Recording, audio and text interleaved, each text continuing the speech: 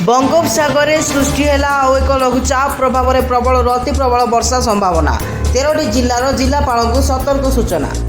उत्तर ओडिशा रे बन्या आशंका थिबा बेले 13 जिलापाल को सतर्क कराइले स्वतंत्र रिलीफ कमिशनर। उत्तर बंगोपसागर और बांग्लादेश संलग्न अंचल में लघुचाप क्षेत्र सृष्टि होइछि।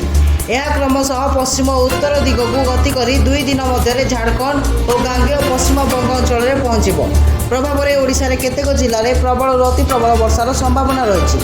उत्तर और उपकूल ओडिशा रे प्रबल वर्षा नहीं आंचलिक पाणीपाग विज्ञान केन्द्र आकलन करथिबा बेले एसआरसी पक्षर 13टी जिलार जिलापाल को सतर्क सूचना जारी करा जायछि। प्रबल वर्षा हेबाकु थिबा उत्तर ओडिशा रे बन्या परिस्थिति सृष्टि हो पारे।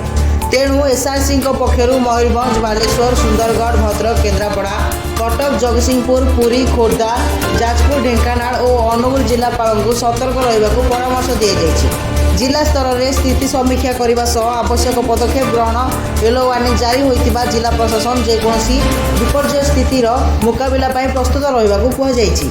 प्रबल वर्षा द्वारा सहरांचल और तलिया अंचल में जलबंदी समस्या सृष्टि हो पारे। रास्ता और ड्रेन बुड़ीबा संभावना थिबारु प्रशासन एथिप्रति सजग रहिबाकु मध्य परामर्श दैछन्ति स्वतंत्र रिलीफ कमिशनर। रिपोर्ट जागरण 24 न्यूज।